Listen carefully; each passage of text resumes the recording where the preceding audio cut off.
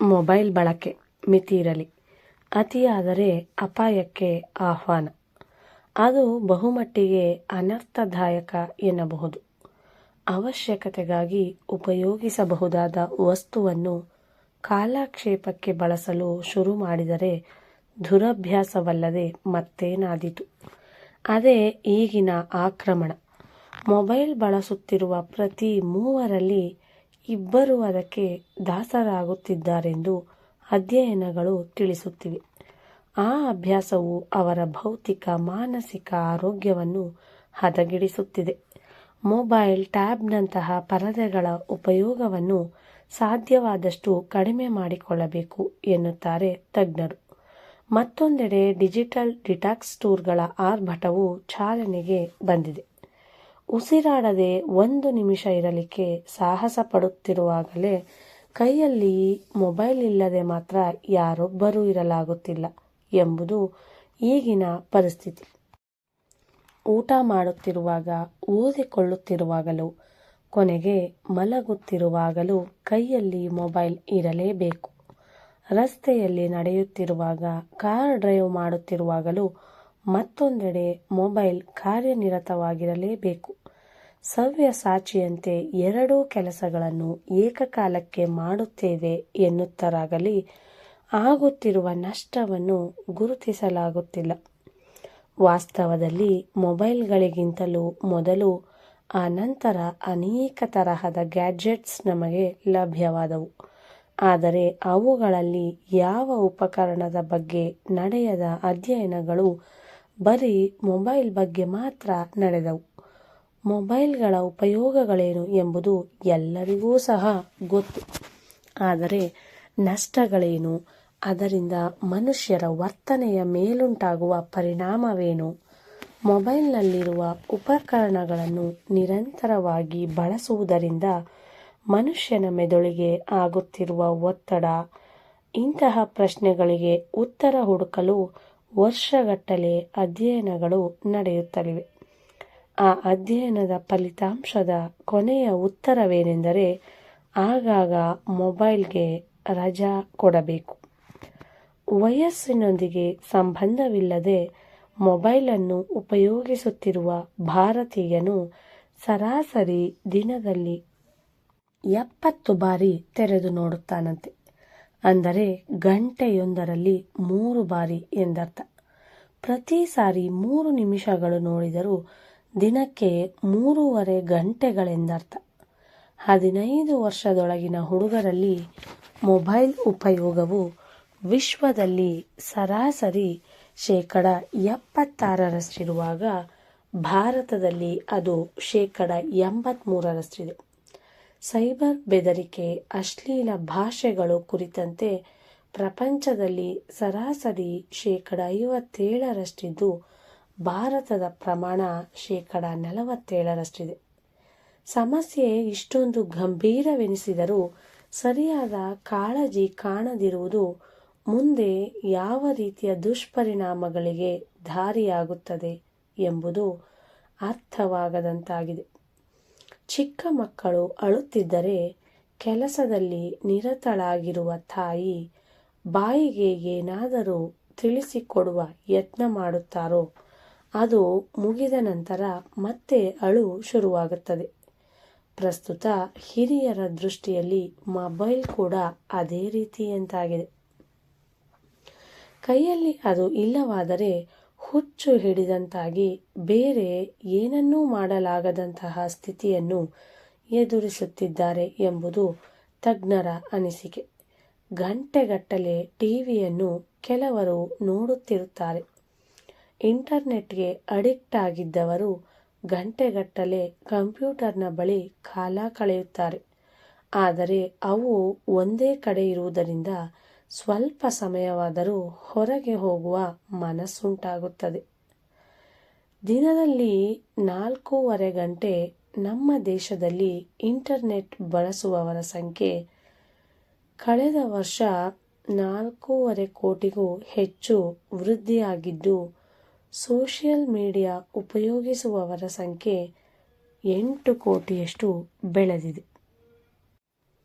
ಭಾರತೀಯರು ಸರಾಸರಿ ದಿನದಲ್ಲಿ 282 ನಿಮಿಷಗಳು ಅಂದರೆ 4.5 ಗಂಟೆಗಳಿಗೂ ಹೆಚ್ಚು ಮೊಬೈಲ್ನೊಂದಿಗೆ ಕಳೆಯುತ್ತಿದ್ದಾರೆ.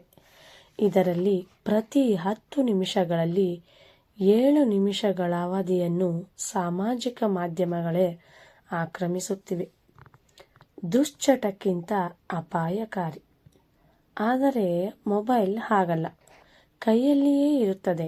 ಜೊತೆಗೆ ಆಧುನಿಕ ತಂತ್ರಜ್ಞಾನವು ಅದನ್ನು ಪದೇ ಪದೇ ನವೀನತೆಯನ್ನು ಅಳವಡಿಸಿ ಅವರಿಂದಾಗಿ ಅದನ್ನು ಬಿಡಲಾಗದ ಅನಿವಾರ್ಯ ಸ್ಥಿತಿ. ಏನೂ ಹೊಳೆಯದಿದ್ದರೆ, ಸ್ವಲ್ಪ ಬೇಜಾರು ಎನಿಸಿದರೆ, ಒಂಟಿಯಾಗಿ ಇದ್ದಾಗ ಮೊಬೈಲ್ಗೆ ಶರಣಾಗುವುದು ರೂಢಿಯಾಗಿ ಬಿಟ್ಟಿದೆ. ಮೊಬೈಲ್ನೊಂದಿಗೆ ಕಾಲ ಕಳೆದರೆ ಭಾರಿ ನಷ್ಟವೇನಾಗುವುದಿಲ್ಲ. ಇದೇನು ಮದ್ಯ ಇಲ್ಲವೇ ಮಾದಕ ದ್ರವ್ಯಗಳಂತಹ ದುಶ್ಚಟವೂ ಅಲ್ಲ ಎಂಬುದು ಕೆಲವರ ಅಭಿಮತವಾಗಿದೆ. ಆದರೆ ಅದಕ್ಕಿಂತಲೂ ಹೆಚ್ಚು ಅಪಾಯಕಾರಿ ಎನ್ನುತ್ತವೆ ಅಧ್ಯಯನದ ವರದಿಗಳು. ಪ್ರಪಂಚದ ಜನಸಂಖ್ಯೆಯಲ್ಲಿ ಅರ್ಧದಷ್ಟು ಮಂದಿ ಸಾಮಾಜಿಕ ಜಾಲತಾಣಗಳನ್ನು ಬಳಸುತ್ತಿದ್ದಾರೆ. 25 ವರ್ಷದೊಳಗಿನ ತರುಣರು 90% ಅವುಗಳ ಬಳಕೆಯಲ್ಲಿದ್ದಾರೆ. ಬರೀ ಇನ್ಸ್ಟಾಗ್ರಾಂನಲ್ಲೇ ದಿನಕ್ಕೆ 50 ಕೋಟಿಗೂ ಹೆಚ್ಚು ಸ್ಟೋರಿಗಳು ಅಪ್ಲೋಡ್ ಆಗುತ್ತವೆ ಎಂದರೆ ಅವರು ಈ ಮಾಧ್ಯಮಗಳ ಬಗ್ಗೆ ಎಷ್ಟು ಚುರುಕಿನಿಂದ ಇರುತ್ತಾರೆಂಬುದನ್ನು ಊಹಿಸಬಹುದು. ಹಾರ್ವರ್ಡ್ ಯೂನಿವರ್ಸಿಟಿ ತಜ್ಞರು ಮಾಡಿರುವ ಅಧ್ಯಯನದಲ್ಲಿ ಸಾಮಾಜಿಕ ಜಾಲತಾಣಗಳ ಬಳಸುವಿಕೆಯಿಂದ ಮನಸ್ಸುಗಳ ಮೇಲೆ ನೆಗೆಟಿವ್ ಪ್ರಭಾವವನ್ನು ತೋರಿಸುತ್ತದೆ ಎಂಬುದು ದೃಢಪಟ್ಟಿದೆ. ಅದರಿಂದಾಗಿ ಸಂಬಂಧಗಳ ಮೇಲೆ, ಆತ್ಮವಿಶ್ವಾಸದ ಮೇಲೆ, ವಿದ್ಯಾಭ್ಯಾಸದ ಮೇಲೆ, ಒಟ್ಟಾರೆಯಾಗಿ ಅನುಕ್ಷಣವೂ ಮೊಬೈಲ್ನಲ್ಲಿ ಏನೋ ಒಂದನ್ನು ನೋಡುತ್ತಾ ವಿಧ ವಿಧವಾದ ಭಾವೋದ್ವೇಗಗಳಿಗೆ ಗುರಿಯಾಗುತ್ತಿರುವುದರಿಂದಾಗಿ ಒಂದು ಕ್ರಮ ಪದ್ಧತಿಯಲ್ಲಿ ಬಿಡುಗಡೆಯಾಗಬೇಕಾದ ಡೋಪಮೈನ್ ಹಾರ್ಮೋನ್ ದಿನವಿಡೀ ಅಧಿಕವಾಗಿ ಬಿಡುಗಡೆಯಾಗುತ್ತಿರುವುದಂತೆ. ಅದರಿಂದ ಗಾಬರಿ, ಡಿಪ್ರೆಷನ್ ಹೆಚ್ಚುತ್ತದೆಯಲ್ಲದೆ ಆತ್ಮಹತ್ಯೆಗಳಿಗೂ ಪ್ರೇರಕವಾಗುವುದಂತೆ. ಅಪರೂಪಕ್ಕೆ ಸೋಷಿಯಲ್ ಮೀಡಿಯಾವನ್ನು ಬಳಸುವುದರೊಂದಿಗೆ ಹೋಲಿಸಿದಾಗ ಹೆಚ್ಚು ಬಳಸುವವರಿಗೆ 3 ಪಟ್ಟು ಹೆಚ್ಚು ಡಿಪ್ರೆಷನ್ ಉಂಟಾಗುವ ಸಾಧ್ಯತೆ ಇರುತ್ತದೆ. ಮೊಬೈಲ್ ಹೆಚ್ಚು ಬಳಸುವ ಮಕ್ಕಳ ಮೆದುಳಿನಲ್ಲಿ ಮಾರ್ಪಾಟುಗಳುಂಟಾಗುತ್ತವೆ, ಜ್ಞಾಪಕ ಶಕ್ತಿ ಕುಂದುತ್ತದೆ ಎಂಬುದು ಗೊತ್ತಾಗಿದೆ. ಇತರರಿಗೆ ಪೋಸ್ಟ್ ಇಡದೆ ಮೌನವಾಗಿ ಇತರರುಗಳ ಪೋಸ್ಟ್ ನೋಡುವವರೇ ಹೆಚ್ಚು ಪ್ರಮಾದಕರ ಎನ್ನಲಾಗಿದೆ. ಇತರರಂತೆ ನಾವು ಇರಲಾಗುತ್ತಿಲ್ಲ ಎಂಬ ಅಸೂಯೆ, ಆಗ್ರಹ ಇವರ ಮನಸ್ಸುಗಳಲ್ಲಿ ಆಂದೋಲನವನ್ನುಂಟು ಮಾಡಿ ಆತ್ಮಹತ್ಯೆಯಂತಹ ಪ್ರಯತ್ನಗಳಲ್ಲಿ ಪರ್ಯಾಯವಸಾನ ಉಂಟಾಗುವುದುಂಟು. ಈ ಲಕ್ಷಣಗಳೆಲ್ಲವೂ ಪರೋಕ್ಷವಾಗಿ ಆರೋಗ್ಯದ ಮೇಲೆ ಗಂಭೀರ ಪರಿಣಾಮ ಬೀರುತ್ತವೆ. ಕೆಲಸ ಮುಗಿದ ನಂತರ, ಕಂಪ್ಯೂಟರ್ ವೀಕ್ಷಣೆ ಆದ ನಂತರ ಟಿವಿಯನ್ನು ಬಂದ್ ಮಾಡುತ್ತೇವೆ. ಮಲಗುವ ಮುನ್ನ ಲೈಟ್ಸ್ ಆಫ್ ಮಾಡುತ್ತೇವೆ. ಮೊಬೈಲ್ ಮಾತ್ರ 24 ಗಂಟೆಗಳು 365 ದಿನಗಳು ಕೆಲಸ ಮಾಡುತ್ತಲೇ ಇರುತ್ತವೆ. ಅದು ಹತ್ತಿರದಲ್ಲಿರದಿದ್ದರೆ ಏನನ್ನೋ ಕಳೆದುಕೊಳ್ಳುತ್ತೇವೆ ಎಂಬ ಭಯವು ಮನುಷ್ಯರನ್ನು ಅದಕ್ಕೆ ದಾಸರಾಗುವಂತೆ ಮಾಡುತ್ತಿದೆ. ಇವರಿಗೆ ನಿದ್ರೆಯಲ್ಲೂ ಫೋನ್ ರಿಂಗಣಿಸುತ್ತಿರುವಂತೆ, ನೋಟಿಸ್ಗಳು ಬಂದ ಹಾಗೆ ಭಾಸವಾಗುತ್ತಿರುತ್ತದೆ. ಅದಕ್ಕಾಗಿಯೇ ಹಠಾತ್ತನೆ ಎದ್ದು ಮೊಬೈಲ್ ನೋಡುತ್ತಿರುತ್ತಾರೆ. ರಾತ್ರಿ ಮಲಗುವ ಮುನ್ನ ಸಾಮಾಜಿಕ ಜಾಲತಾಣಗಳನ್ನು ವೀಕ್ಷಿಸುವವರಿಗೆ ಸರಿಯಾಗಿ ನಿದ್ದೆ ಬರುವುದಿಲ್ಲ. ಆ ಕಾರಣದಿಂದಾಗಿ ತಲೆನೋವು, ಮೈಗ್ರೇನ್, ದೃಷ್ಟಿ ದೋಷದ ಸಮಸ್ಯೆಗಳು ಉಂಟಾಗುತ್ತವೆ. ಈ ರೀತಿ ಮೊಬೈಲ್ನಿಂದ ನಿದ್ರಾಭಂಗವಾಗುವುದಲ್ಲದೆ ವಿಶ್ರಾಂತಿಯು ದೊರೆಯದೆ ಮಕ್ಕಳು ವಿದ್ಯಾಭ್ಯಾಸದಲ್ಲಿ ಹಿನ್ನಡೆ ಕಾಣುತ್ತಿದ್ದಾರೆ. ದೊಡ್ಡವರಿಗೆ ವೃತ್ತಿ ಉದ್ಯೋಗದಲ್ಲಿ 13% ಉತ್ಪಾದಕತೆ ಕುಂಠಿತವಾಗುತ್ತದೆ ಎಂಬ ಸಂಗತಿ ಅಧ್ಯಯನದಲ್ಲಿ ಗೊತ್ತಾಗಿದೆ. ಮೊಬೈಲ್ ಬಳಕೆಗೆ ಹೆಚ್ಚಿನ ಆಸಕ್ತಿ ವೃದ್ಧಿಯಾಗುತ್ತಿರುವುದರಿಂದ ವ್ಯಾಯಾಮ ಬಹಳಷ್ಟು ಕಡಿಮೆಯಾಗುತ್ತಿದೆ. ಧೈರ್ಯವನ್ನು ರೂಢಿಸಿಕೊಳ್ಳಿ.